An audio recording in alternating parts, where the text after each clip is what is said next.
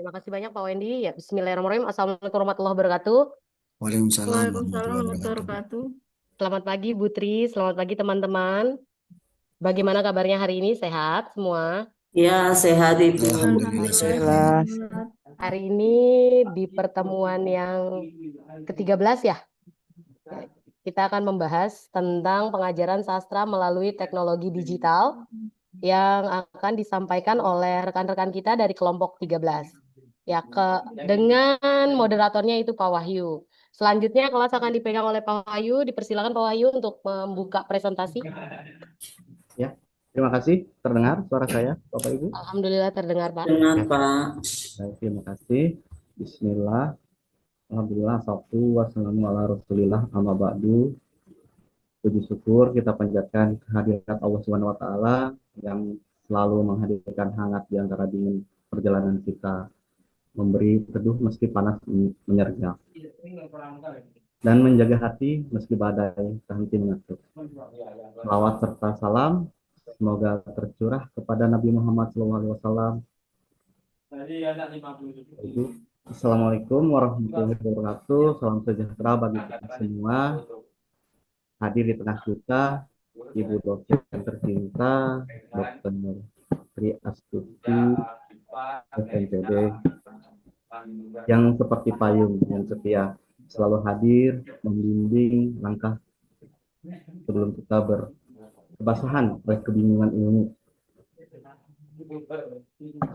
Izinkan saya membuka presentasi ini dengan sebuah kata bijak, Bapak Ibu. Sastra adalah jembatan yang menghubungkan manusia dengan kemanusiaannya, dan teknologi adalah kendaraan yang membawanya melintasi zaman. Dan hari ini kami kelompok 13 ingin menghadirkan pembahasan tentang pengajaran sastra melalui teknologi digital. Karena di tengah derasnya arus perubahan, kita ingin tetap menjadi tempat aman bagi anak murid kita, ya Bapak Ibu. Ya, anak murid kita itu generasi Z dan generasi Alpha, ya, agar mereka tumbuh memahami dan mencintai makna sebelum hujan tantangan menghampiri mereka. Pembahasan yang pertama saya serahkan ke Bu Silahkan Ibu lanjutkan.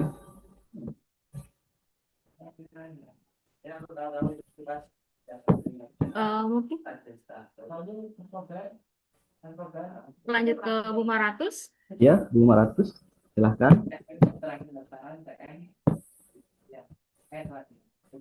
Bu Maratus Solihah. So atuh.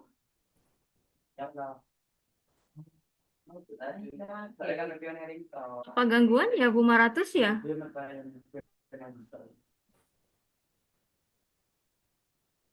Bu Maratus keluar ya, terbentar ya.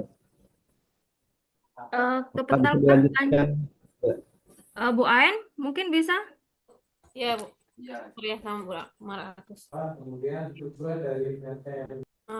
Terima kasih Pak Wahyu, Bu Vivi, dan rekan-rekan semuanya.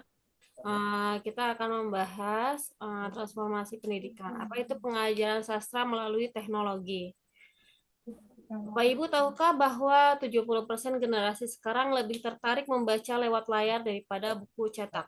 Lalu bagaimana kalau kecintaan pada sastra justru kita bangun melalui teknologi yang mereka sukai?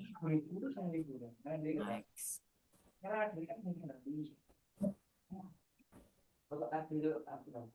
Dalam konteks pendidikan, bahasa dan sastra, integrasi teknologi telah membawa perubahan dinamis dan signifikan. Pembelajaran konvensional yang terfokus pada teks cetak kini bertransisi menuju pemanfaatan aplikasi digital dan media baru. Next. Rumusan masalah. Yang pertama, bagaimana evaluasi terhadap keunggulan dan kelemahan yang dihadapi dalam penerapan pembelajaran bahasa dan sastra berbasis teknologi digital. Yang kedua, rumusan masalahnya adalah bagaimana bentuk inovasi dan implementasi pembelajaran bahasa dan sastra yang relevan dengan kebutuhan Gen Z di era digital. Yang ketiga, rumusan masalahnya adalah bagaimana peran strategi pendidikan dalam menegakkan etika dan integrasi akademik. Kemudian khususnya dalam upaya meminimalisir pelanggaran plagiarisme di lingkungan pembelajaran digital. Next. Lanjut Bu Selanjutnya, Maratus ya? Iya, Bu Maratus dipersilahkan. iya, suara saya terdengar, Bu. Terdengar jelas, Bu. Iya, baik. Terima kasih, Bu Ain. Saya lanjutkan pembahasan berikutnya, yaitu tentang definisi dan tujuan hakikat sastra. Sastra pada hakikatnya didefinisikan sebagai karya seni yang menggunakan bahasa sebagai medium utamanya, menurut Sujiman. Jadi, sastra di sini bukan hanya sekedar rangkaian kata, melainkan juga sebuah cerminan yang komprehensif dari satu kehidupan masyarakat.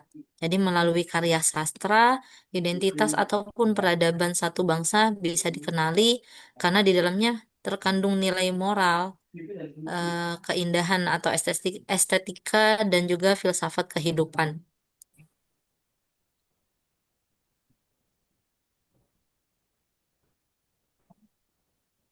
Transformasi ke cyber sastra. Jadi cyber sastra ini merujuk pada karya sastra yang diunggah, disebarluaskan dan juga dinikmati oleh para penikmat karya sastra itu sendiri melalui media online atau digital. Jadi transformasi di sini em, mengubah tiga aspek utama dalam ekosistem sastra itu sendiri.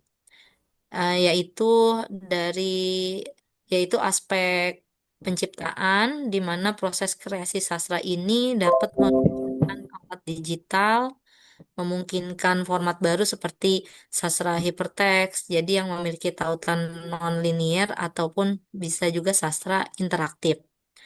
Kemudian aspek yang kedua yaitu penyebaran.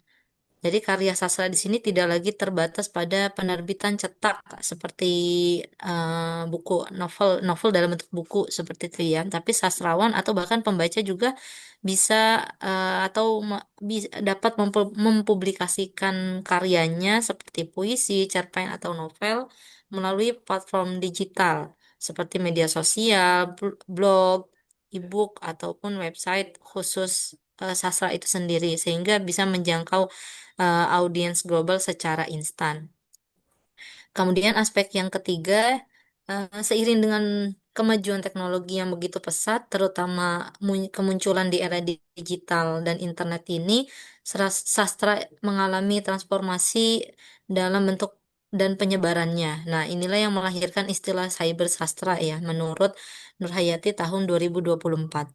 Jadi cyber sastra di sini merujuk pada karya sastra yang diunggah, lalu juga disebarluaskan dan tetap bisa dinikmati melalui media media online atau digital. Jadi transformasi ini mengubah tiga aspek utama yang disebut dengan ekosistem karya sastra. Lanjut.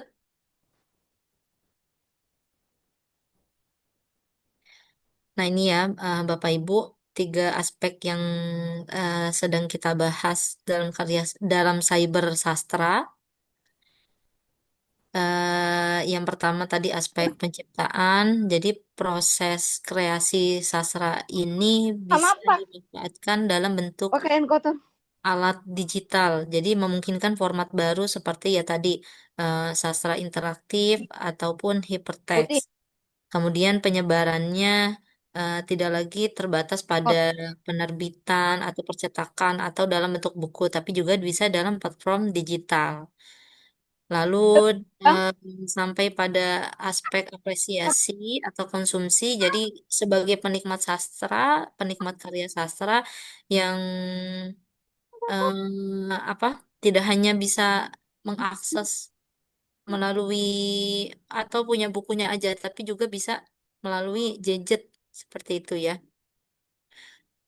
Nah, hal ini bisa meningkatkan aksesibilitas para penikmat karya sastra, tetapi juga memunculkan tantangan baru seperti potensi turunnya minat baca karena persaingan dengan konten digital lain yang mungkin lebih instan gitu ya.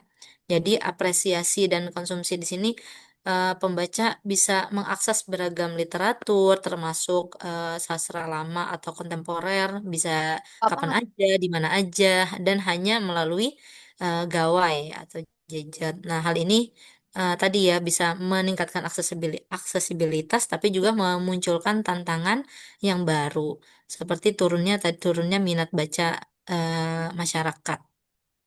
Lanjut. Ya, semua. Jangan, kecuali yang di tas masih bersih. Minta tolong Yang di tas Tayo. hostnya minta tolong untuk di-unmute. Terima kasih. Lanjut 500.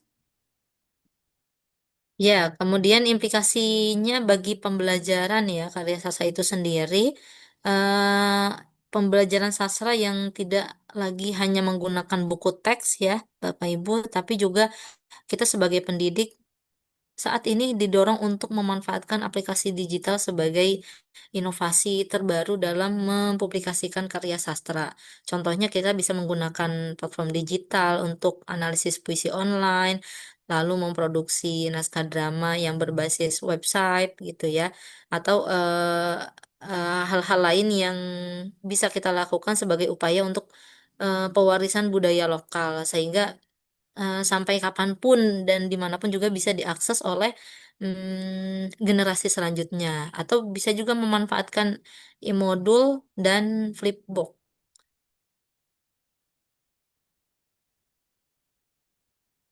Ya, baik, selanjutnya dibahas oleh Bu Ade ya, Saya. Bu Vivi ya, silakan Iya. Bu. Baik, terima kasih Bu Maratus. 4. Literasi dan pembelajaran digital. Pembelajaran di era digital menuntut penguasaan literasi digital yang mencakup kompetensi dalam mengakses, memahami, mengevaluasi, dan menciptakan informasi menggunakan teknologi digital. Seperti teori desain konstruktivis Ritchie, Klein, dan Tracy tahun 2011, yaitu mendukung lingkungan digital yang memungkinkan siswa membangun pengetahuan mereka sendiri melalui interaksi aktif dengan teknologi. 5. Keunggulan pembelajaran digital. Yang satu yaitu peningkatan efisiensi, aksesibilitas, dan fleksibilitas. Kedua, personalisasi pembelajaran dan adaptabilitas materi. Ketiga, peningkatan motivasi, keterlibatan, dan keterampilan berpikir kritis anak-anak. 4. Membangun SDM unggul dan penguasaan iptek atau Bappenas. Kemudian yang inovasi pembelajaran digital, asesmen komprehensif dan ekosistem pembelajaran inklusif. Yang terakhir, teknologi membuka peluang luas, namun juga membawa risiko hoax, cybercrime, dan kecanduan digital. 6. Kelemahan dan tantangan pembelajaran digital. 1. Kesenjangan digital, akses yang tidak merata terhadap perangkat, koneksi internet, dan infrastruktur listrik menciptakan kesenjangan antara siswa yang mampu dan tidak mampu. Kedua, gangguan dan desosialisasi. Perangkat digital sering menjadi sumber gangguan, misalnya notifikasi media sosial yang dapat menghambat konsentrasi dan meningkatkan resiko desosialisasi. 3. Kelelahan kognitif. Penggunaan e-teks yang berlebihan dapat menyebabkan beban kognitif dan ketegangan mata, yang dikenal sebagai digital strain atau digital fatigue. 4. Penurunan minat apresiasi. Kecenderungan generasi muda untuk menyukai hal-hal instan dapat menyebabkan penurunan apresiasi terhadap karya sastra yang membutuhkan kedalaman analisis dan refleksi. 7. Prinsip digitalisasi pembelajaran, yaitu 1. Fokus pada mindset, bukan alat. Yang kedua, meningkatkan keterlibatan siswa. Yang ketiga, menjaga nilai-nilai pedagogis. Dan yang keempat, menumbuhkan literasi digital. Selanjutnya akan disampaikan oleh Ibu Ade. Silakan Ibu. Oke, baik Bu Pipi, terima kasih. Baik, Ibu-ibu dan Bapak yang hebat. Yang ke-8 yaitu inovasi pembelajaran yang relevan. 1. Pengembangan bahan ajar interaksi dan multimedia, e-modul atau Flipboard, Google Situs dan website, LKPD atau Lembaga Kerja Peserta Didik, elektronik, integrasi teknologi kecerdasan buatan atau AI, asisten pembelajaran dan pemahaman teks, kreasi dan penulisan adaptif. Yang kedua, penggunaan sastra kontemporer yang relevan memiliki teks yang membentuk jati diri pembelajaran berbasis proyek atau BPL. Next. Yang ke-9, peran pendidik dalam penegakan integritas akademik. 1. Edukasi etika dan hak cipta. Secara implisit, mengajarkan cara mengutip, menyitasi, dan mereferensi sumber dengan benar, serta pentingnya menghormati undang-undang hak cipta. Yang kedua, pemanfaatan alat deteksi plagiarisme. Wajib menggunakan alat seperti Turnitin untuk mengecek tingkat kesamaan teks. Misalnya batas toleransi maksimal 20%. Hasil cek plagiarisme harus ditindaklanjuti dengan proses revisi dan edukasi, bukan sekedar hukuman. Pendapat Nur Hayati tahun 2024. Yang ketiga, keteladanan etis. Guru dan calon guru harus memberikan teladan dalam praktek pemanfaatan teknologi secara bijaksana, memastikan setiap sumber yang digunakan dikutip secara akurat. Setiawan 2016. Yang keempat, penguatan verifikasi referensi, memastikan bahwa semua rujukan yang terdapat dalam daftar pusaka benar-benar tertera dalam teks karya ilmiah siswa dan sebaliknya. Next. Lanjut. Oke. Pembahasan implikasi bagi pembelajaran. Pergeseran fikih bersastra ini memberikan implikasi besar dalam pembelajaran. Pembelajaran sastra tidak lagi hanya menggunakan buku teks. Pendidik kini didorong untuk memanfaatkan aplikasi digital sebagai inovasi. Contohnya, menggunakan platform digital untuk analisis puisi online, memproduksi naskah drama berbasis website, seperti supaya warisan budaya lokal, atau memanfaatkan e-modul atau Flipboard. Namun, di samping aspek kemudahan dan inovasi ini, muncul isu penting terkait etika. Pendidik wajib mengajarkan siswa bagaimana menggunakan dan mengapresiasi cybersastra secara etis, termasuk edukasi ketat mengenai hak cipta dan plagiarisme. Karena kemudahan copy paste di ranah digital dapat mengancam integritas akademik. Next. Sastra melalui teknologi digitalisasi. Ada 3, yaitu 1, memahami peran teknologi dalam pengajaran sastra. Yang kedua, menciptakan aktivitas sastra kreasi berbasis digital. Yang ketiga, meningkatkan apresiasi sastra melalui multimedia. Demikian yang dapat saya sampaikan. Selanjutnya saya persilakan kepada Pak Wahyu untuk melanjutkan presentasi ini. Kepadanya kami persilakan. Baik, terima kasih Ibu. Akan membahas teknologi sebagai media pengayaan sastra, yaitu melalui audiobook atau novel book. Yaitu apa sih bisa menjadi pengayaan sastra? Contohnya seperti audio atau novel book ini, dia akan menceritakan sebuah novel dengan suara, dan suara itu memiliki intonasi di dalamnya, ada emosi juga. Jadi siswa akan meningkat pemahamannya dengan mendengarkan novel tersebut, novel book tersebut ya.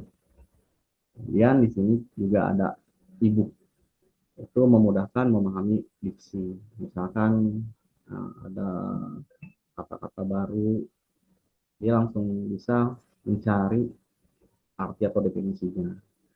Kemudian di sini ada Google Classroom untuk tugas analisis sastra. Jika tugasnya dalam bentuk digital, maka bisa dikumpulkannya di Google Classroom tersebut. Next.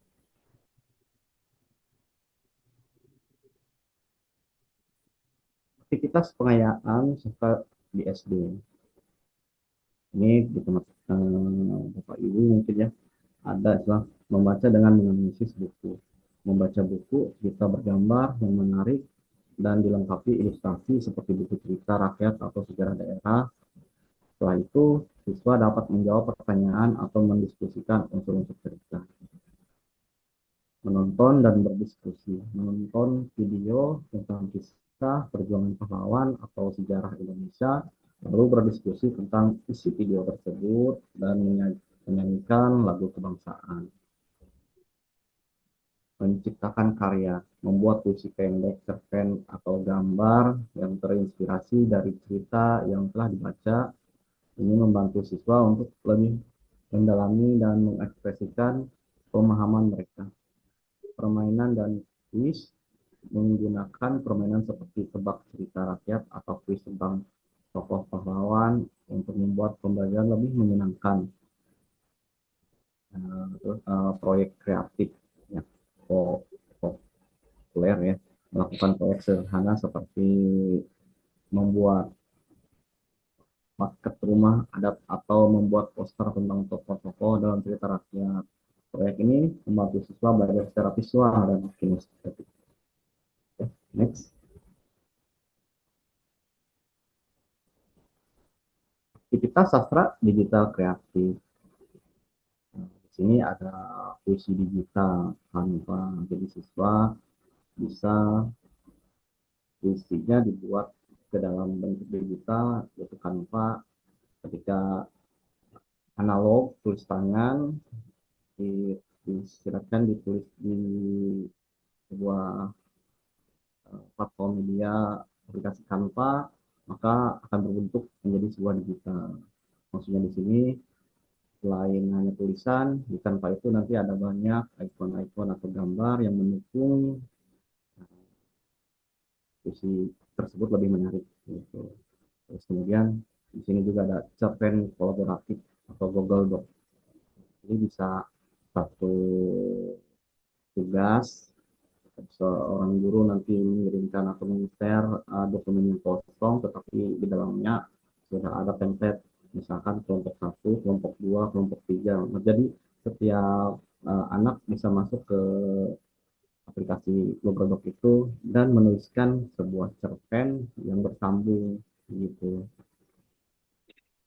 Video interpretasi puisi atau di sini penggunaannya menggunakan aplikasi CapCut. Nanti mahasiswa menginterpretasikan puisi itu dibaca seperti apa, seperti itu lalu direkam dan dikirimkan tugasnya kepada guru. Next. Oke, saya kembalikan. Saya berhenti di sini. Saya akan lanjutkan dengan sesi berikutnya, yaitu apakah boleh langsung ke tanya jawab, Ibu?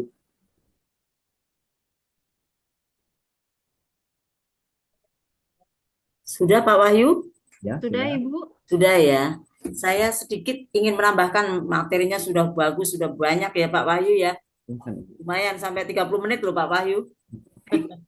Gak apa-apa. Jadi ini berkaitan dengan pengajaran sastra ya, terkait dengan media digital yang sekarang lagi marak, lagi heboh-hebohnya ya. Kita lihat banyak penelitian yang berkaitan dengan bagaimana dampak atau apapun ya, pengaruh dari dunia digital, termasuk dalam kritik-kritik sastra yang terkait dengan sastra virtual. Pada prinsipnya, para ahli dunia sastra atau teori sastra itu mengembangkan tentang kritik sastra virtual itu dibagi pada 3 kelompok ya. Mungkin Bapak Ibu bisa sedikit kan sudah di ini ya Pak ya. Sudah di rekam ya Pak ya. Nah, yang pertama mereka mengembangkan relasi antara virtualitas dengan realitas. Hasilnya adalah dunia virtual itu dianggap sebagai bayangan dari realitas. ya kan? Bayangan dari realitas. Yang kedua, para ahli mengembangkan hubungan antara virtualitas dan proyek pengadaan pengetahuan manusia. Hasilnya, pengetahuan simulakrum, yaitu pengetahuan yang dikonstruksi sebagai real di dalam dunia tidak real, ya kan? Seperti itu. Yang ketiga, para ahli mengembangkan hubungan antara dunia virtual dengan tindakan.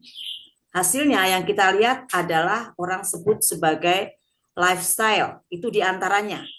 Ya, itu pun juga akan akhirnya terkait lifestyle kan akhirnya masuk dalam dunia sastra ya Bapak Ibu ya. Maka kita lihat di situ menjadi gaya hidup tadi menjadi semacam bukan sekadar kebutuhan ya.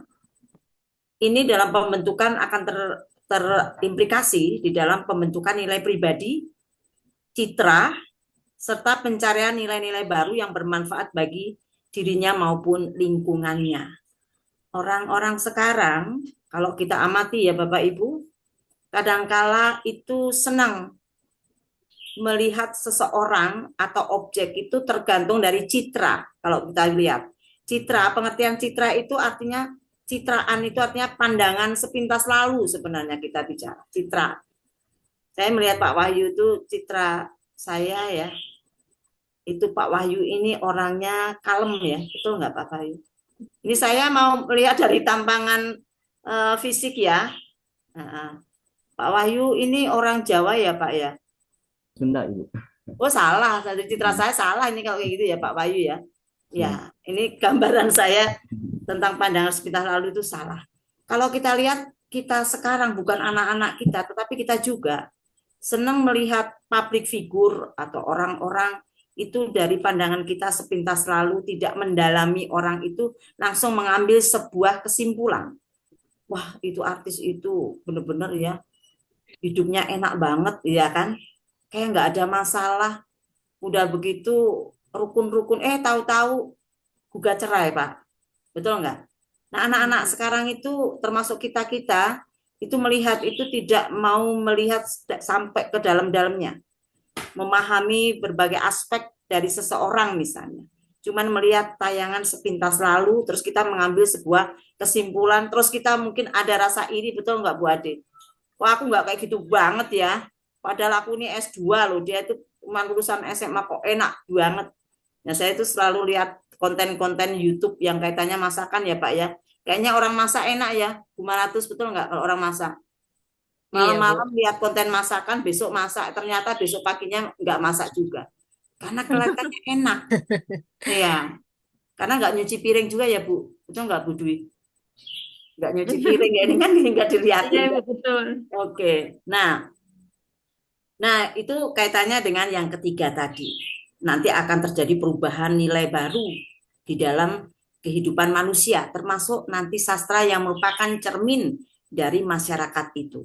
Relevansinya terhadap kehidupan sastra masa depan adalah adanya pergeseran nilai. Ya, tata nilai berubah, gaya ungkap berubah, pengolahan gagasan pun juga berubah ya, serta orientasi dasar penciptaan gagasan. Realitas bukan dipandang hanya satu arah. Ya, ketika dipandang oleh seorang kritikus. Tetapi mengembang menjadi realitas yang berpendar ke semua penjuru. Ya, kenyataan itu bukan hanya satu. Kebenaran juga bukan hanya satu, kan begitu. Nah, oke, kita lanjutkan. Pengajaran sastra bagaimana pada masa postmodern akan memperlihatkan nilai-nilai pluralitas ya dalam sebuah transformasi pengetahuan. Hal ini ditunjukkan melalui perkembangan kebudayaan dalam berbagai subsistem. Kebenaran tidak hanya menjadi bagian utama dari seorang guru. Jadi nanti anak kita diajak diskusi. Kemarin sudah bicara tentang bagaimana Malin Kundang dianggap sebagai anak yang tidak tahu diri, anak yang durhaka. Tapi tiba-tiba anaknya, tapi sekarang kan ada penelitian terbaru Bu. Yang salah itu bukan malin kundangnya, maknya juga salah, Bu. Bagaimana menurut pandangan Ibu? Nah, kebenaran berpendar di segala penjuru arah. Bukan hanya kalau dulu guru ngomong gini nurut ya, Bu ya. Sekarang mungkin anak SD aja muridnya udah nggak nurut lagi, mungkin loh. Kita nggak tahu Iya. perkembangan yang terjadi. Mungkin Bapak Iya. Ibu yang SD nanti bisa curhat kita. Sharing ya, bagaimana sikap anak SD itu. Dia banyak menanyakan hal-hal baru. Oleh karena itu, yang terpenting dalam pengajaran, termasuk di dalamnya sastra, nilai-nilai yang dikedepankan dalam proses pembelajaran sastra adalah toleransi dan penghargaan terhadap nilai-nilai lain yang tadi dikatakan berpendar ke segala penjuru. Oke, itu saja tambahan dari saya. Tolong dilanjutkan Bapak Ibu pemateri, silakan.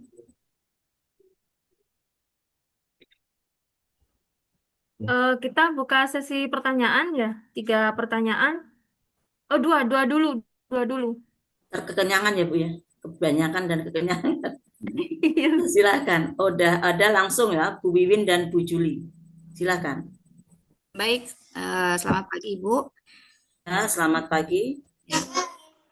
Saya mau bertanya, sejauh mana platform pembelajaran daring mampu mendukung pemahaman siswa terhadap analisis unsur intrinsik dan ekstrinsik karya sastra?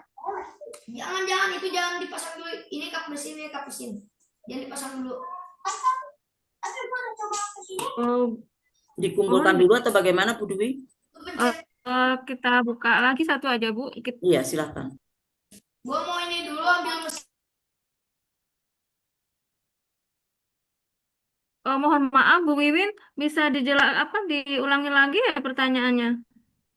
Baik, sejauh mana platform pembelajaran daring mampu mendukung pemahaman siswa terhadap analisis unsur intrinsik dan ekstrinsik karya sastra? Iya, baik. Kemudian Bu Juli. Terima kasih.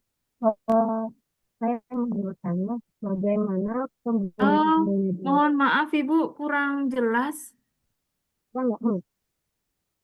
Baik, bagaimana penggunaan media digital, misalnya e-book atau audiobook atau aplikasi literasi dapat meningkatkan minat siswa dalam mempelajari karya sastra. Baik, Ibu. Mungkin teman-teman ada yang mau menjawab? Dari kelompok 13. Siapa yang mau menjawab punyanya Bu Wiwin? Pak Wendy, mohon maaf.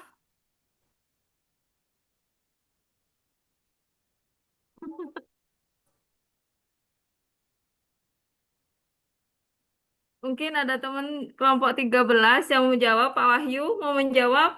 Bu Ya. Ade atau Bu Ain? 500? Baik.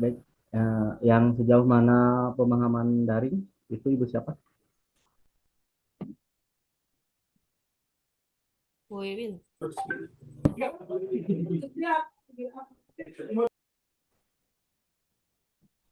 Ada yang mau jawab pertanyaan dari Bu Wiwin, Bu Maratus atau Bu Ade? Suara Iya, saya Bu. jelas ya? Iya, maaf kalau saya lagi sinyalnya lagi putus-putus jadi tadi nggak kedengaran. Tadi saya mau coba jawab pertanyaan Bu Wiwin ya, Bu. Iya. Tadi Bu Wiwin menanyakan tantangan yang muncul ya, tantangan yang muncul dalam pemanfaatan teknologi untuk pembelajaran sastra serta solusinya begitu ya, Bu ya? Kan, Bu? Iya, suara saya jelas ya, Bu Vi? Sangat jelas, Ibu. Ya.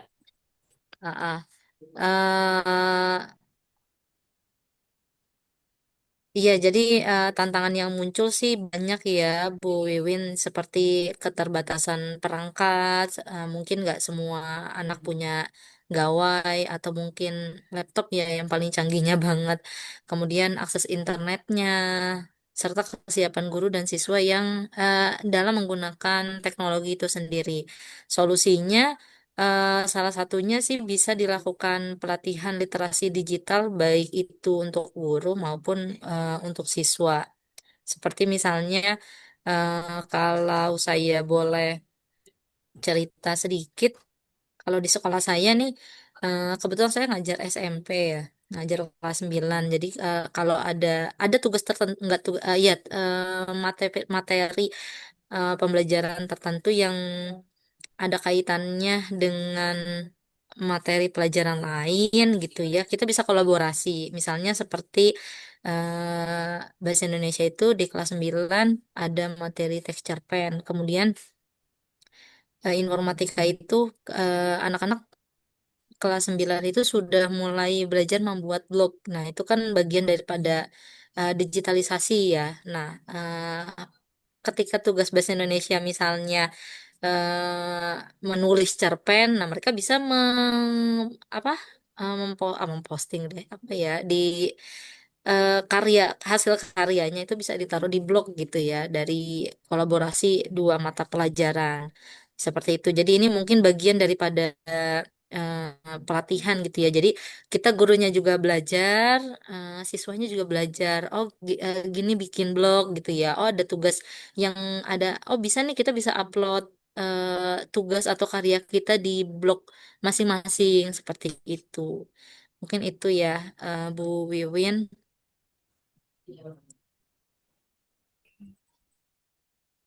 Bagaimana Bu Wiwin? Ya, Bu, cukup, Bu. Ada yang menambahkan Bapak Ibu? Izin menambahkan, Bu. Silakan. Boleh. Yang tadi info Bu Win, sejauh mana platform pembelajaran daring mampu mendukung ya Bu ya? Mendukung pemahaman Iya, betul. siswa terhadap analisis unsur intrinsik dan ekstrinsik karya sastra. Nah, platform pembelajaran daring kan menyediakan materi struktur ya. Contohnya analisis, latihan interaktif seperti apa games online, apa word wall gitu. Yang membantu siswa memahami unsur intrinsik dan ekstrinsik secara lebih sistematik dan siswa juga lebih mungkin lebih apa namanya? Lebih menarik, tertarik dari segi games apa namanya? Games edukasi dan lain sebagainya. Nah, fitur form diskusi dan kelas virtual memungkinkan siswa bertukar pandang sehingga memahami semakin dalam tentang apa namanya edukasi-edukasi tentang pembelajaran daring tersebut, gitu. Iya, aplikasi seperti yang Ibu sebutkan tadi, saya menambahkan ya, izin ya Bu ya.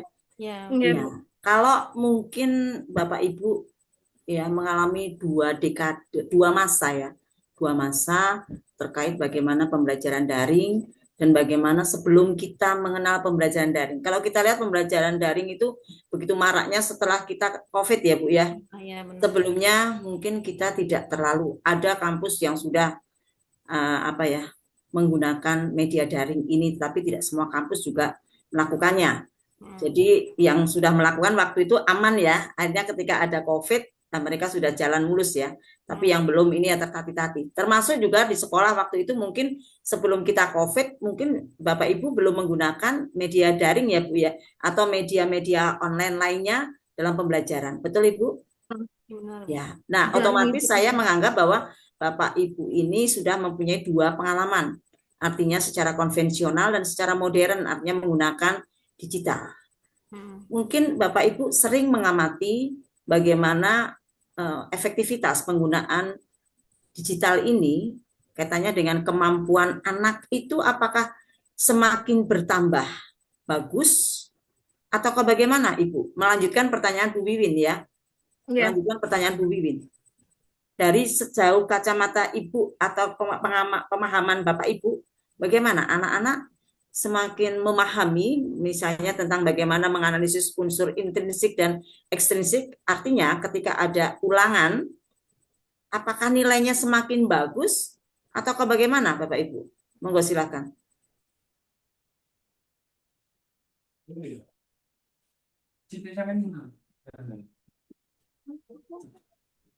Bagaimana Bapak Ibu penyaji? Monggo silakan berkomentar.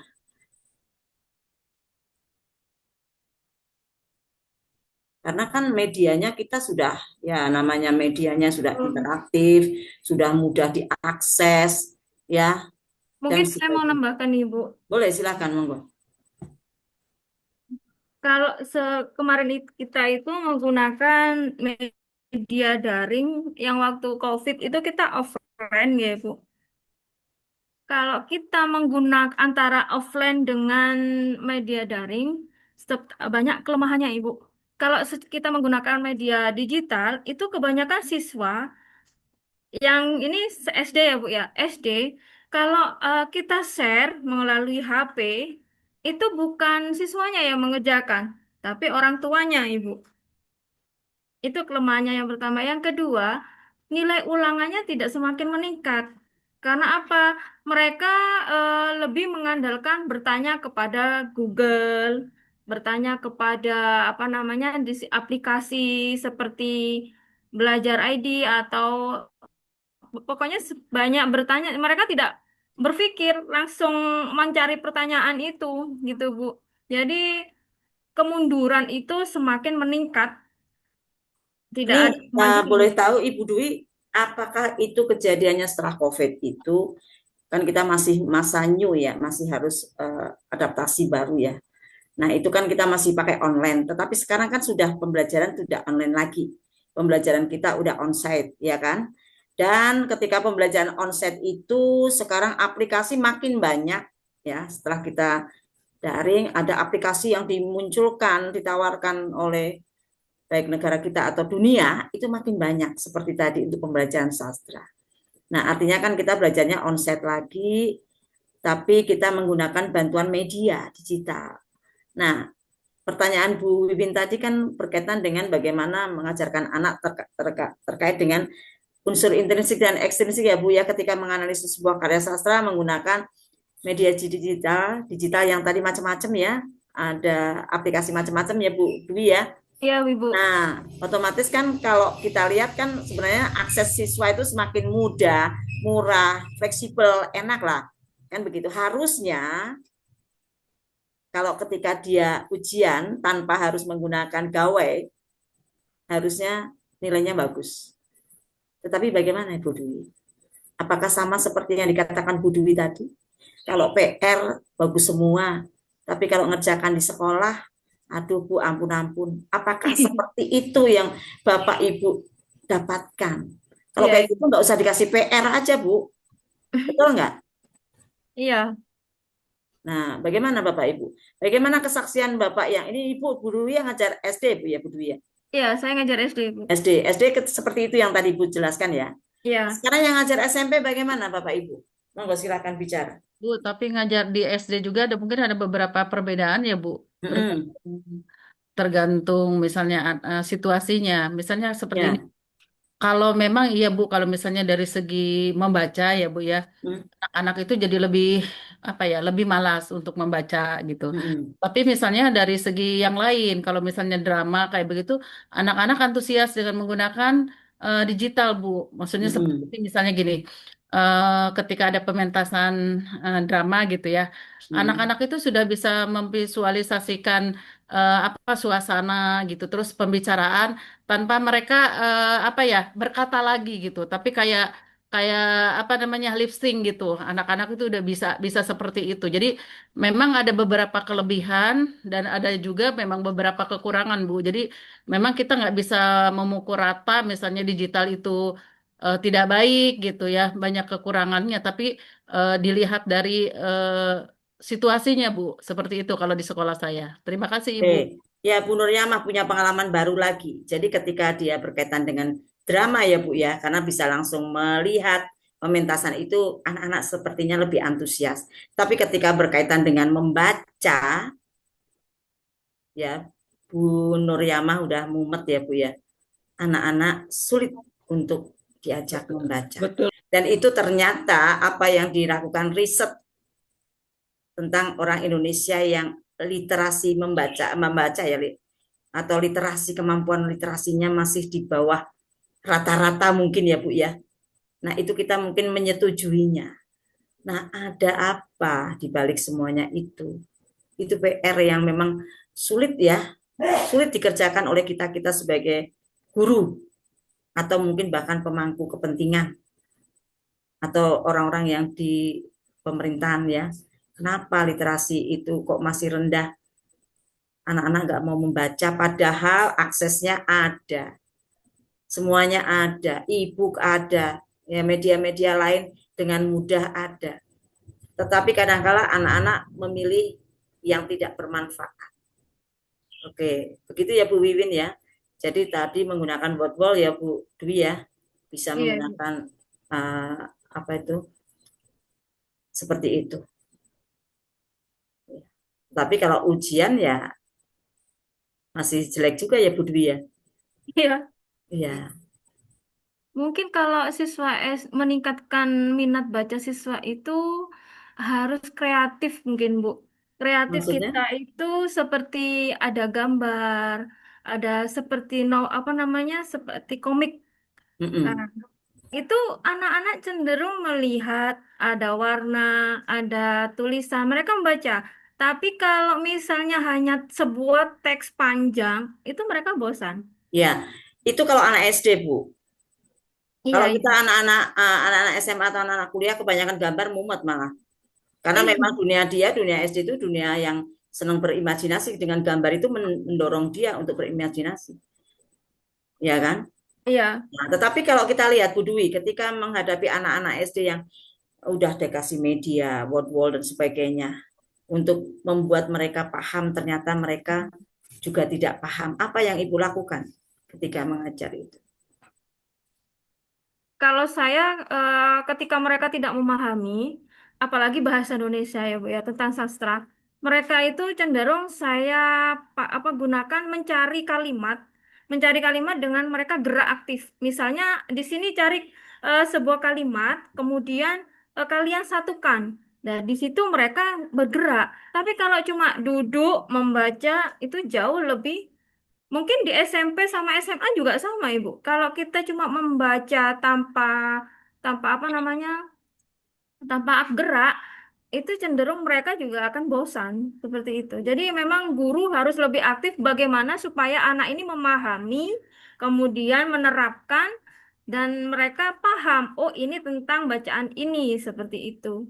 Jadi memang harus gerak juga seperti itu. Artinya peran guru itu besar ya di Ya, sini sangat dalam besar proses Ibu. pemahaman sebuah konsep apapun ya, termasuk pembelajaran bahasa dan sastra. Iya. Ya, jadi digital itu tidak semata-mata menjadi apa ya, kalau orang katakan sekarang sudah ada aplikasi Digital. macam-macam, aku udah ringan, nggak bisa begitu ya, itu kan sebagai alat bantu saja. Iya. Tapi sebenarnya masih guru itu masih menjadi ujung tombak dalam proses pembelajaran itu sendiri, sebenarnya ke situ. Karena kita juga akan mengarahkan bacaan-bacaan yang relevan dengan dia, ya. Terus menuntun dia, termasuk tadi Bu Dwi bilang memberikan bagaimana untuk membuat blog, membuat ini, membuat itu ya. Yang artinya untuk media itu bisa untuk menampung kreativitas anak-anak kita. Tetapi kembali lagi, pertanyaan yang lebih lanjut, udah dijawab semuanya, Ibu. Ya, punyanya Bu Juli belum, Ibu? Ya, silakan Bu Juli dulu, nanti saya tambahkan pertanyaannya. Kalau pertanyaan banyak ya, Bu ya. Iya, Ibu. Oke, silakan Bu Juli dulu. Mungkin ada teman-teman yang mau jawab pertanyaannya Bu Juli. Oke, Ibu mohon izin menjawab pertanyaan Bu Juli. Oke, baik. Saya akan mohon izin untuk menjawab pertanyaan Bu Juli, yaitu tentang bagaimana penggunaan media digital, ya. Misalnya e-book, audiobook, and aplikasi literasi untuk meningkatkan minat siswa dalam mempelajari karya sastra. Baik, media digital membuat karya sastra lebih mudah diakses dan lebih menarik serta menyenangkan bagi siswa. E-book memungkinkan siswa membaca kapan saja tanpa membawa banyak buku.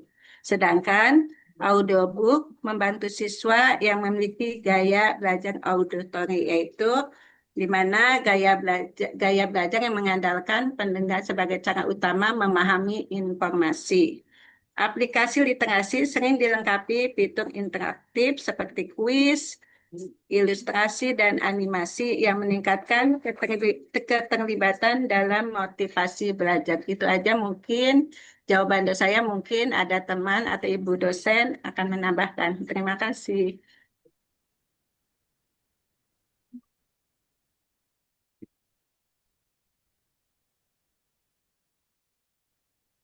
Halo, Dari Bu. penanya sudah cukup? Dari penjelasan Bu Ade? Bu Juli, bagaimana?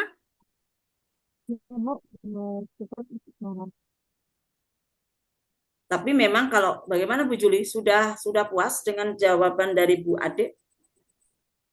Suaranya kurang jelas, Ibu. Suaranya agak kecil. Saya rasa cukup, Bu. Cukup cukup. ya, oke. Tapi kalau kita lihat kembali lagi pertanyaan Bu Juli tadi berkaitan dengan minat baca ya, terkait dengan fasilitas-fasilitas yang ditawarkan oleh dunia digital itu sendiri, media digital itu sendiri. Yang tadi saya sudah singgung di awal bahwa ternyata minat literasi Indonesia itu masih sangat rendah terkait dengan membaca. Tapi tadi Bu siapa yang bilang, tetapi kalau di kelas saya, di sekolah saya, berkaitan dengan pertunjukan drama, itu mereka lebih antusias. Nah, bagaimana peran kita? Kenapa budaya membaca kita rendah?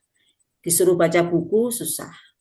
Sekarang sudah enak dengan HP, malah bukanya yang lain. Ya kan? Kenapa? Nah, kita kan harus bertanya di situ. Ya, silakan Bapak Zulfakar.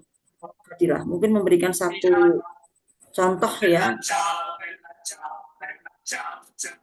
Ya, kalau saya menanggapi aja Ibu, yang tadi Ya. disampaikan juga ya. Memang dunia digitalisasi sekarang itu merupakan terobosan baik ya. Tapi kita tidak bisa juga mengenyampingkan eh, nilai buku itu sebagai sumber literasi utama dalam hal minat bacanya. Karena memang bagaimanapun juga buku teks yang orisinal dalam konteks asli buku ya Bu ya.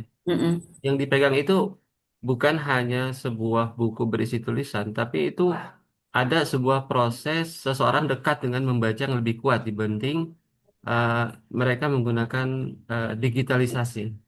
Karena saat ini digitalisasi itu banyak sekali tantangannya. Tidak semua orang bisa begitu khusyuk, bisa begitu maksimal ketika dia membaca melalui konteks buku asli, ya, buku teksnya ya, dengan melalui digitalisasi. Itu tidak bisa dibayar sama gitu. Makanya kita lihat banyak orang-orang dulu itu bisa membaca buku tuh di perpustakaan hingga berjam-jam gitu. Dia tidak merasa ada sebuah apa itu rasa lelah seakan-akan ya tanda kutip ya. Karena memang konteksnya dia bukan hanya membaca tapi adalah sebuah proses dialog di dalamnya. Tapi Iya, saat ini kondisi pembelajaran digitalisasi kita bisa membaca lewat di konten-konten mana saja itu emosionalnya berbeda gitu. oke. Nah, hingga muncullah pemikiran-pemikiran yang berpikir praktis melalui digitalisasi, ya, tanpa memahami hakikat dari apa yang dibacanya. Dan ini juga membuat dampak salah satunya mungkin ya, Bu, mungkin bisa jadi minat bacanya itu apa itu saat ini anak-anak itu kurang begitu maksimal karena tidak memanfaatkan teks secara utuh yang lebih lama, ya. Mereka lebih simpel menggunakan teknologi digital. Bukan tidak bagus, bagus, tapi tidak boleh kita kesampingkan nilai orisinal buku yang otentik itu. Karena disitulah lahir nanti kebiasaan membaca dan juga ada emosional di dalamnya. Itu saja sedikit. Terima kasih, Bu. Iya, ada tadi Bapak bilang Pak Zulfakar ya. Ada semacam dialog ya antara pembaca dengan buku itu sendiri. Ada emosional yang berbeda ya Pak ya. Maka kalau saya melihat itu dulu saya masih ingat S1, profesor itu bisa berjam-jam nunggu waktu beliau mengajar, itu membaca buku lama sekali. Mungkin kalau saya waktu masih muda bilang, wah usah muntah-muntah kalau gitu. Langsung asam lambung saya kalau begitu ya. Tapi kenyataannya ketika kita masuk di dunia akademik ya, ternyata asik juga membaca ya. Apalagi seperti tadi Bapak bilang, Pak Zulfakar, ada emosional yang berbeda Pak ketika kita membaca sebuah buku. Mungkin ini ada riset penting ya, mungkin berkaitan juga dengan bukan hanya secara ilmu kita, tetapi juga mungkin dari sisi kesehatan mungkin ya Pak ya. Kalau kita lihat tadi Bapak Ibu menampilkan bagaimana kelemahan metode digital atau media digital ya. Itu kalau ya selain mata mungkin rasa bagaimana ya Bu Dwi ya. Iya, Bu. Media digital tadi ada kekurangannya kan. Nah, Ada, itu Ibu. beberapa poin di situ kan dijelaskan. Nah, itu salah satunya yang kita bisa amati. Nah, makanya kalau kita lihat ketika anak-anak kita dipaparkan media digital yang artinya lebih mudah diakses, lebih murah, dan lebih fleksibel, tapi ternyata kok nggak mau membaca. Kalaupun membaca, kalau kita lihat konten-konten yang ada kaitannya dengan pengetahuan, itu pun juga sifatnya itu terpecah-pecah ya Pak Zulfakar ya. Beda dengan e-book, kalau e-book memang full ya, tapi kalau e-book yang berbayar, kalau nggak berbayar paling beberapa persen yang ditampilkan ya. Ada yang bisa gratis, ada yang tidak.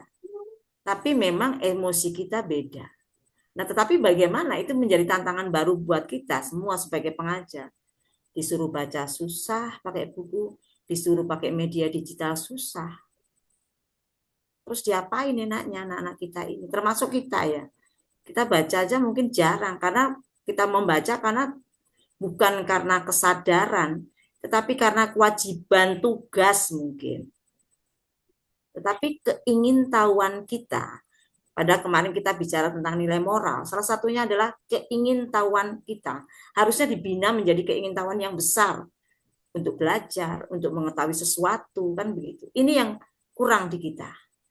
Apa mungkin karena kita tinggal di negara yang, apa ya, kalau kata Kos Plus ya, tongkat kayu jadi tanaman itu tadi, ada lagu gitu ya Pak Zulfakar ya.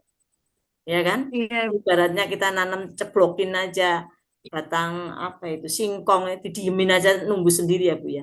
Mungkin faktor alam juga ya kadang-kala salah satu penyebab orang kita itu dalam tanda petik ada sedikit malas. Ya Pak ya. Dan budayanya senang mendengar, melihat. Gitu katanya kan begitu. Ya. Tapi tetap aja kita tahu kelemahan itu tetap anak kita motivasi dengan cara bagaimana Bu Dwi? Sering kita melakukan kuis-kuis ya. Iya, Ibu. Ya, kuis-kuis. Ya, mungkin saya masih ingat guru saya dulu, guru ekonomi waktu saya SMA. Itu setiap pagi, setiap dia ngajar, itu membawa kocokan kayak orang mau arisan dulu Bu Dwi. Kita pertama kaget, itu guru ngapain gitu kan. Kok bawa kayak kocokan arisan, dikira kita mau diajak arisan. Ternyata enggak, kita disuruh bikin soal. Satu anak itu 2 pertanyaan. Terkait dengan topik-topik itu, waktu itu saya masih ingat udah kelas 3 SMA. 1 tahun full itu untuk persiapan ujian, itu Bapak itu caranya begitu. Kalian bikin soal, 1 orang 2. Topiknya tentang bab ini sampai bab ini dan sebagainya. Di 1 periode tertentu. Dan setiap hari sebelum dia mengajar teori, dia langsung dipanggil itu siswa. Misalnya Bu Dwi, maju. Langsung ngocok dia. Nah, otomatis karena dia pakai bab ini sampai bab ini, kita belajar dong tiap hari. Biar kalau di depan kita nerangin ke teman-teman paham. Ya kan, dulu saya masih ingat ujian nasional kita, itu bukan hanya multiple choice, Bu. Tetapi ada yang kita sebut, uraian ya. Soal yang uraian. Dan itu nilainya skornya tinggi. Ujian nasional ada uraian loh, Bu. Mau semua pelajaran, mau matematika, mau bahasa Indonesia, apapun ada. Yang ditakutkan itu bukan kalau memilih bisa pakai kancing. Nah, kalau uraian, nah, repot kan? Nah, itu. Ternyata dampaknya apa, Bu? Ini kan konvensional kalau kita lihat, karena dulu nggak ada media digital. Nilai ekonominya bagus rata-rata di ujian nasionalnya. Karena itu. Nah, kalau sekarang, pertanyaan ini kan bisa digantikan dengan kuis ya, Bu ya. Kita bisa pakai aplikasi kuisis dan sebagainya. Oke. Jadi bagaimana kita selalu mengecek kemampuan meskipun kesannya kayak main-main aja, tapi paling tidak merangsang mereka, anak-anak kita untuk membaca. Biar nilainya enggak jelek-jelek terus gitu loh. Padahal sekedar kayak permainan sebenarnya. Tetapi merangsang mereka untuk senang membaca dari awal, dari kecil. Nah, budaya membaca itu kan memang bukan tiba-tiba muncul, ya, tetapi memang dari kita keluarga, ya, di rumah banyak bahan bacaan dari kecil, tanamkan seperti itu. Kita sendiri sebagai model bagi anak-anak kita, ya, kita juga harus membaca. Jangan ngerumpi aja ya Bapak Ibu ya. Tapi kalau orang Jawa bilang jagongan ya namanya ya. Iya Ibu. Itu. Nah, jadi enggak ujuk-ujuk kebiasaan itu akan muncul, tetapi memang perlu ditanamkan kembali. Oke, itu pertanyaan Bu Juli ya. Bu Juli sudah tanya. Monggo yang lain, ada pertanyaan lain? Mungkin ada pertanyaan lain bisa ditanyakan teman-teman.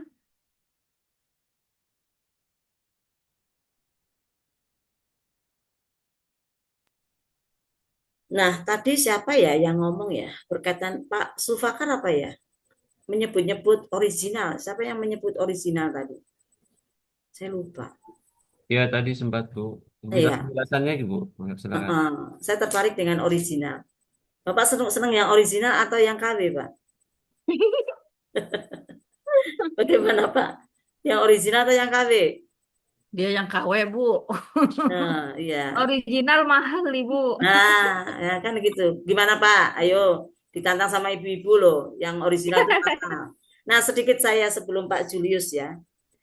Saya mau memberikan sebuah refleksi hasil dari suatu riset ya, tentang kalau di dalam sastra itu ada teori mimesis. Sebenarnya bukan hanya untuk lingkup sastra, ternyata menyebar dalam dunia perdagangan juga kalau kita lihat. Kadang-kala sesuatu yang KW tadi saya bilang, mimesis itu kan tiruan ya artinya ya. Apakah, pertanyaan saya, apakah anak-anak kita ketika menghasilkan sebuah karya, cerpen, puisi, dan sebagainya, drama, apakah tidak boleh meniru? Dan apakah tiruan itu selalu mempunyai nilai yang jelek dalam tanda petik? Bagaimana Bapak Ibu? Menurut saya tidak juga Bu, karena kan kita tuh tidak ya? ada proses yang benar-benar baru. Jadi kita biasanya kan dengan teori ATM, amati, tiru, dan modifikasi. Justru dengan kita semakin banyak membaca, semakin banyak kita mencoba, semakin banyak kita, wawasan kita semakin luas, kemiripan atau kesamaan itu justru bakalan semakin banyak. Ya, tapi yang namanya ilmu itu nggak ada yang benar-benar 100% baru. Yang ada adalah kebaruan. Makanya di dalam penelitian itu adanya gap. Gap itulah yang harus kita cari dan kita jembatani supaya kita bisa menghasilkan kebaruan yang baru. Mungkin seperti itu, Bu. Betul ya. Dalam penelitian aja berlaku seperti itu. Jadi kita meneruskan penelitian-penelitian yang lama dengan sedikit ada perubahan yang kita ciptakan di dalam sebuah riset, maka ada muncul gap. Ya, jadi niru boleh ya Pak. Jadi barang-barang KW boleh diminati Bapak Ibu, ya, karena lebih murah. Iya Bu. Dan kesannya Ibu Nuryamah keren. Pakai produk sepatu yang ini padahal harganya bukan jutaan ya Bu, 200.000. Tapi orang kan nggak ngamati sampai setel. Ya tadi saya bilang di dalam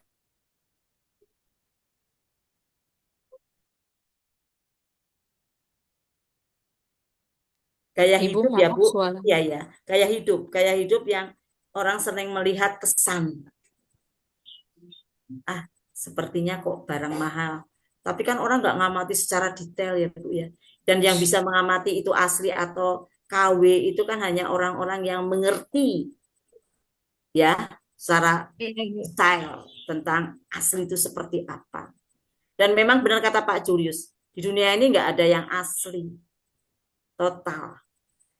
Kalaupun kita bilang sepatu Nike ya, itu asli.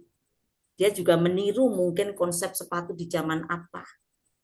Dikembangkan lagi. Yang terpenting ketika kita meniru, sekarang kan banyak sepatu-sepatu Diodora, Nike yang harganya cuma 200 ribuan ya Bu ya. Adidas dan sebagainya. Ya. Bagaimana ketika orang meniru, termasuk murid-murid kita meniru, tetapi dia seperti Bapak Julius bilang, mampu memodifikasi, mampu memberikan sentuhan baru hasil dari sebuah kreativitas. Jadi tiruan tetapi ada original dari kreativitas tadi kita. Kan seperti itu. Original murni itu enggak ada. Maka ini yang dipakai dalam dunia perdagangan. Bagaimana saya bisa menciptakan negara-negara Thailand itu ya, pintar, negara-negara orang katakan dunia ketiga, bukan negara maju, bukan negara besar, tapi dia bisa mencontoh sesuatu yang dikatakan selama ini orang asli. Bahkan kalau kita lihat dunia perdagangan Cina, bisa mengalahkan ya, menguasai pasar sekarang. Padahal barangnya adalah barang-barang mungkin dengan mutu rendah ya Pak Julius ya. Ya. Betul Bu, betul. Kalau saya Setuju. amati dulu, saya masih ingat waktu kecil ya. Ibu saya itu senang beli spray buat kasur itu ya. Itu mereknya RRT, itu Republik Rakyat Cina. Tapi kualitasnya hebat Pak. Itu sampai beranak beranak pinak ya. Itu nggak sobek Pak. Itu sampai piring aja, piring yang dari apa itu kaleng itu kayak black itu kaleng. Itu pun juga belinya dari mereknya merek itu, Pak. Tetapi kalau saya amati sekarang itu, masyarakat dunia itu makin pintar. Dia bisa menjangkau berbagai kelas kan, Pak ya, dengan adanya barang-barang tiruan-tiruan tadi. Yang penting aku pernah menikmati barang yang hampir mirip aslinya, tetapi dengan kualitas sedikit jelek atau jelek, nggak apa-apa. Karena kantong saya kuatnya di situ. Nah, ternyata sekarang barang tiruan itu menjadi bestseller, bahkan mengalahkan aslinya. Karena yang duitnya sedikit banyak ya Pak, sekarang itu betul nggak Pak? Yang mau beli asli itu kan harus kantongnya tebal. Iya Ibu. Nah itu sama juga yang tadi saya bilang, karya sastra yang asli yang mana? Kalau kembali lagi dalam dunia sastra ini, sekalian saya jelaskan. Ada tentang petualangan ya, tema petualangan. Bapak Ibu mungkin senang ya nonton film-film petualangan atau novel-novel petualangan. Dulu dikenal Harry Potter ya Bu ya, Bapak Ibu ya. Kenal ya Harry Potter ya. Ya, dulu difilmkan juga kan. Apakah itu sesuatu yang baru? Tidak juga. Dia merujuk kepada karya-karya yang sebelumnya. Tetapi ada sentuhan-sentuhan yang dikatakan menjadi sesuatu yang modifikasi dari Harry Potter itu. Jadi dia mempunyai semacam jati diri, sedikit beda, menjadi lebih menarik untuk masa itu. Zaman saya dulu juga ada petualangan anak kecil juga. Dan biasanya diawali petualangan itu kan sebenarnya ada bagian yang disebut eskapisme ya. Eskapisme atau keluar dari kejenuhan dari dunia hiruk pikuk ini, jadi kita pengen sesuatu yang kayak apa ya, tenang, sepi dan sebagainya, atau dunia lain sebagai suatu bentuk pelarian ya, kita masuk kepada dunia lain. Ada semacam formula-formula seperti itu, eskapisme ya, itu seperti ini. Jadi pelarian dari kenyataan yang ada. Setiap orang kan pada umumnya ada kecenderungan itu. Ketika kita suntuk dengan kehidupan yang rutinitas ini, kita kadang kayak pengen lari. Betul nggak Bapak Ibu? Lah pelariannya macam-macam. Setiap orang beda-beda satu dengan yang lain. Ada yang pelariannya mungkin menghayal, ya. Ada. Hayalan itu sebenarnya bentuk pelarian juga. Atau mungkin kita menjadi bagian dari dunia yang non realis ya, yang tidak orang katakan aneh itu, tapi kita senang nonton-nonton yang begitu ya. Atau kita masuk ke cerita-cerita yang ada dimensi lain, kan suka seperti itu. Jadi seperti menghayal ya Ibu ya? Iya, ada hiburan, ada kan orang eskapisme tadi atau pelarian tadi macam-macam bentuknya. Ya, ada orang kejenuhan itu, mungkin ada orang yang mabok ya Bu ya. Mabok itu mungkin karena jenuh kan sebenarnya dia. Jenuh dengan rutinitas. Kalau laki-laki main game biasanya Bu, pelariannya. Ya nggak apa-apa kalau sudah main game ya. Jangan yang main lainnya ya Bu. Pak ya. Kalau Tim aja perempuan boleh. itu, kalau perempuan ke Indomaret aja sudah suka, Ibu. Oh lah, kayak ini, kayak lagunya siapa itu, Bu, yang jadi terkenal akhirnya meninggal itu, Bu. Kan cuman minta diajak ke Indomaret atau Alfamart itu. Alpa itu kan ya. Gara-gara Iya, oh viral, iya gara-gara ingat juga. itu. Iya. Ya kalau orang perempuan, karena memang rata-rata perempuan itu konsumtif, jadi pelariannya ya belanja. Kalau nggak Iya, makan bakso ya, Bu, atau ke pinggir kali atau apa kayak ya. iya Bu, Nah, seperti betul itu. Bu. Nah, kalau kita lihat jadi macam-macam bentuk pelarian itu. Dan itu di dalam sastra itu ada teori ya, bahwa ada formula-formula tertentu yang memang selalu ada di dalam cerita petualangan. Itu dipelajari kalau kalian ingin meneliti menggunakan teori CWLT. Ya, formula-formulanya seperti apa. Jadi ada model-model yang sama gitu di dalam cerita-cerita petualangan. Nah, jadi kalau kita katakan sesuatu yang tiruan itu bukan sesuatu yang naif ya. Di dalam teori apa itu interteks kalau kita lihat, kadangkala itu juga dikenal adanya sebuah tiruan. Tetapi tiruan itu enggak tiruan mutlak. Kalau tiruan mutlak namanya copy paste, ya kan Bu? Copy paste itu jelas jelek, tidak mempunyai nilai. Tetapi ketika kita meniru, tetapi terus kita mengkomentari dalam sebuah karya puisi, bentuknya ketidaksetujuan atau bentuknya persetujuan tentang apa yang dituliskan Hairil Anwar misalnya. Tetapi persetujuannya dengan catatan tertentu. Saya membuat catatan dalam puisi saya. Dalam arti ada konsep-konsep tertentu yang sama, tetapi samanya dalam hal yang beda. Untuk konsep misalnya tentang Tuhan misalnya. Ya kan? Boleh. Nah itu kita kenal adanya teori interteks. Itu sebenarnya meniru juga. Ada hubungan antara karya sekarang dengan karya sebelumnya. Bentuknya bisa pertentangan, bisa sama, mendukung apa yang dikatakan oleh pengarang sebelumnya. Jadi tidak ada masalah sebenarnya. Yang terpenting ada satu kreativitas, bentuknya sebuah argumen, ataupun kalau dalam suatu bisnis tadi ya, ada modifikasi yang baru diciptakan di sana. Teori sastra juga memberikan ruang seperti itu. Itu saja tambahannya, Bapak Ibu. Monggo silakan lanjutkan Pak Julius. Nanti kehabisan waktu, silakan Pak Julius. Mungkin Saya mau nanya ke kalau yang Ibu bentar. sekarang itu kita bisa melakukan, ini semua teman-teman juga punya IFP ya, yang dari kementerian, itu kita bisa menirukan apa namanya, ada di ruang GTK, itu ada pembelajaran bahasa itu kita bisa kan menyentuh. Ya, anak-anak lebih cenderung untuk memahami. Mereka maju, kemudian ada tiruan, sebuah kayak IPAS, sebuah bola itu bisa dibesar, bisa diperkecil gitu. Kalau semua guru mencari sumber pengetahuan untuk siswanya, pasti ada. Baru saya kemarin itu saya Ibu Putri bilang tiruan ya. Tiruan itu di pembelajaran digital IF itu banyak sekali. Kita bisa mengembangkan sebuah kalimat, anak-anak bisa menyentuh apa namanya itu permainan. Jadi eh, guru itu lebih kreatif ke sana, Ibu.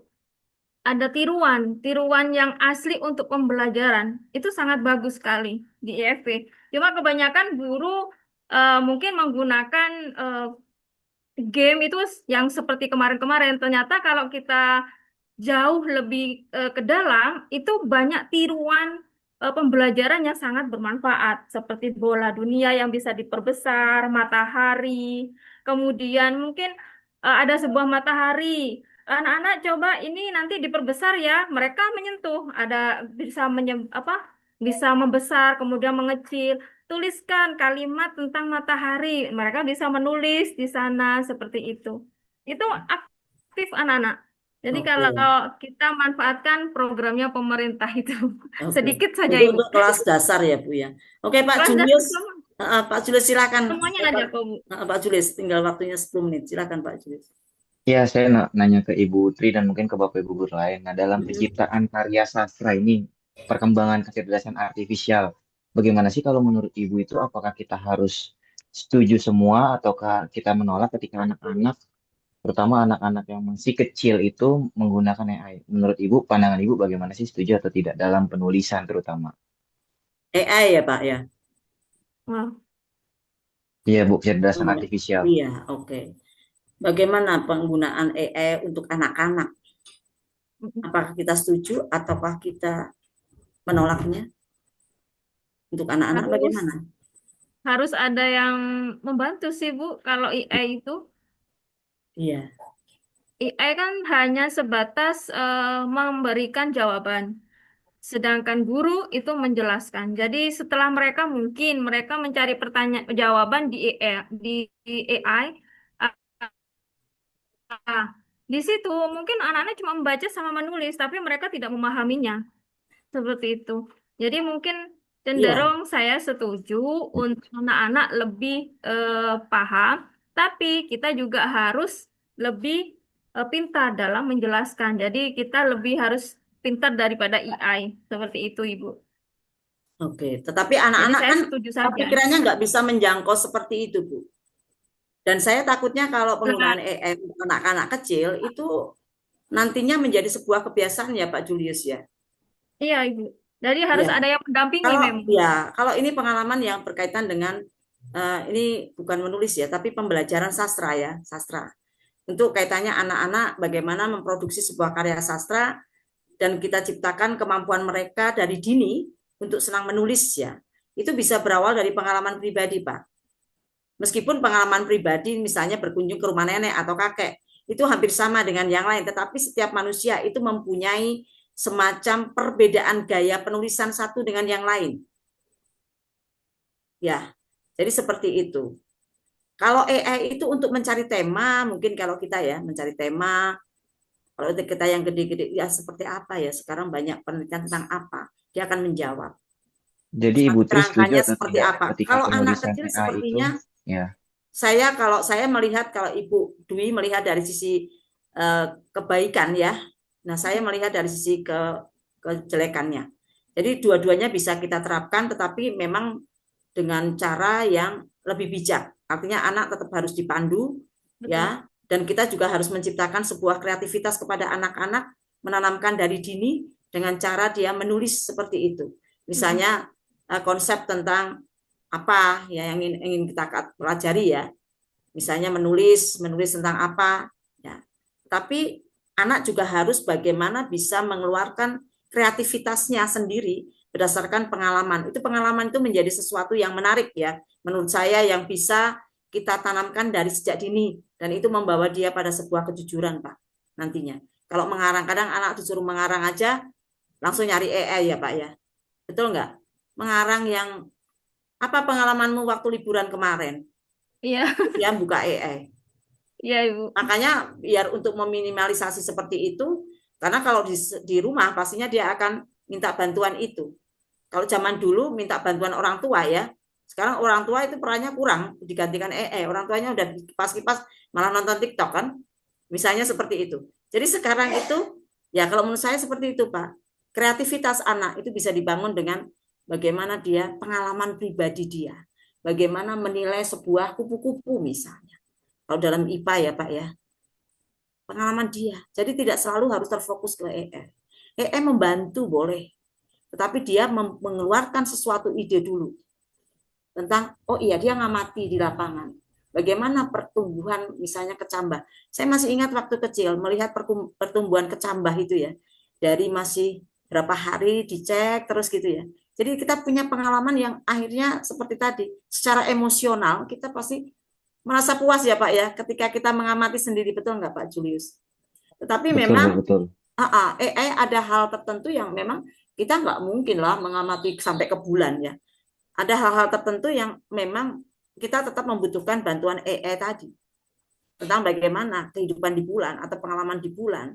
Astronot-astronot itu kan perlu, karena itu di luar jangkauan kemampuan kita Pak Julius ya. Jadi ada hal-hal yang memang bisa kita menggunakan itu, tapi ada hal-hal yang bisa kita backup sendiri ya sebagai individu untuk menjaga kreativitas dan originalitas yang tadi kita bicarakan sama-sama.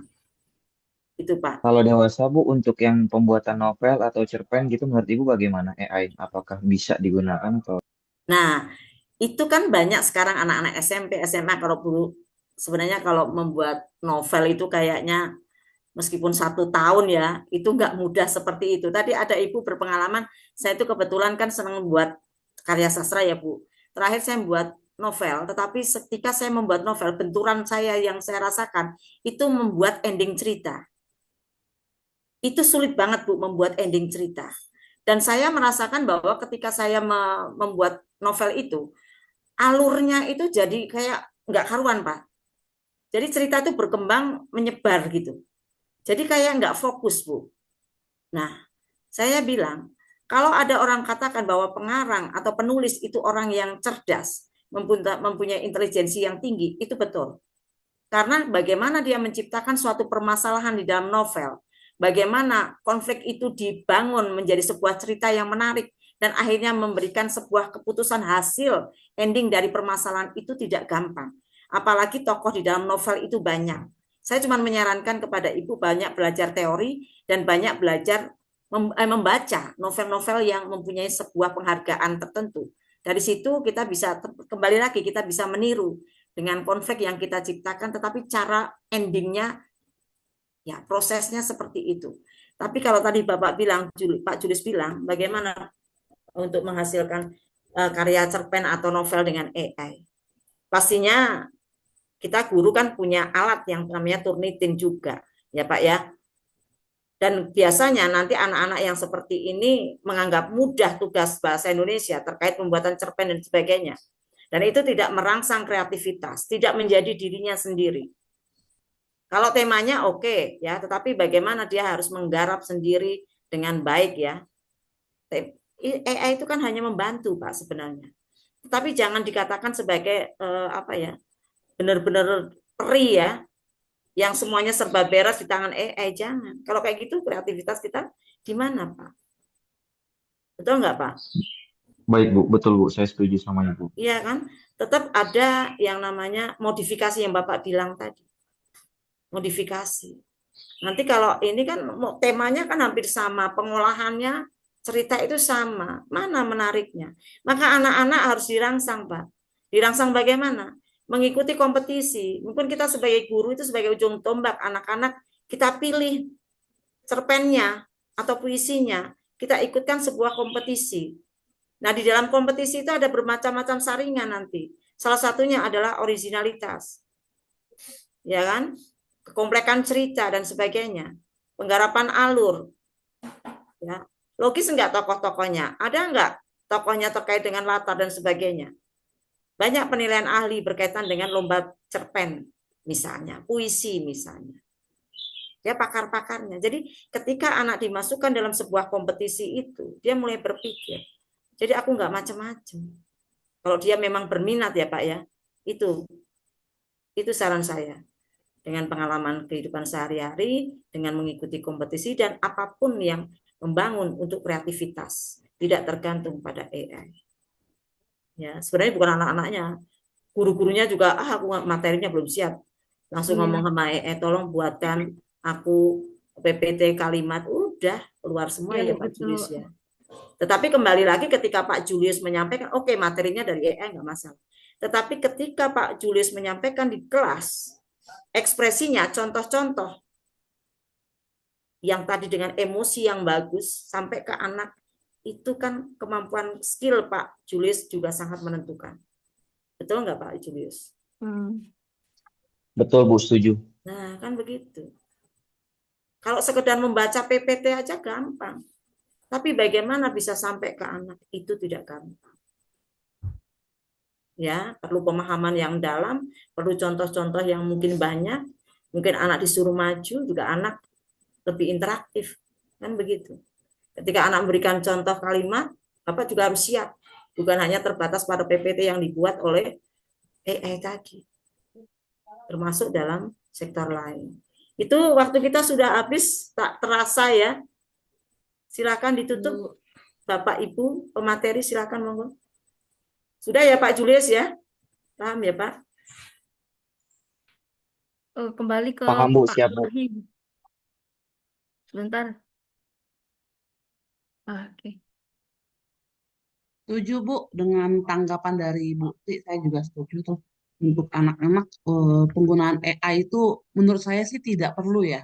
Maksudnya tidak di saat ini sepertinya tidak diperlukan untuk anak-anak karena mereka nggak bisa berkreatif. Benar tuh, saya setuju dengan Ibu. Terima kasih, Bu Tri. Oke, sama-sama Bu Karo. Terima Sama-sama kasih Bu. atas pembahasan yang sangat menarik ya, Bapak Ibu. Saya tutup dengan kesimpulan. Inovasi pembelajaran bahasa dan sastra melalui teknologi merupakan keniscayaan yang dinamis dan fleksibel di era modernisasi. Transformasi ini menawarkan peluang besar untuk meningkatkan efisiensi, kreativitas, dan keterlibatan siswa Gen Z melalui personalisasi, materi, dan aksesibilitas sumber belajar. Meskipun demikian, terdapat tantangan signifikan terutama kesenjangan digital dan risiko pelanggaran etika akademik seperti plagiarisme, peniruan ya. Kunci keberhasilan implementasi inovasi ini terletak pada keseimbangan antara teknologi dan etika. Teknologi berperan ganda sebagai fasilitator digital dan penegak integritas akademik, memastikan bahwa pemanfaatan teknologi dilakukan secara bijaksana. Ya, seperti tadi EA itu yang tadi dibahas, ternyata EA itu hanya memodelkan, tidak berpikir seperti itu.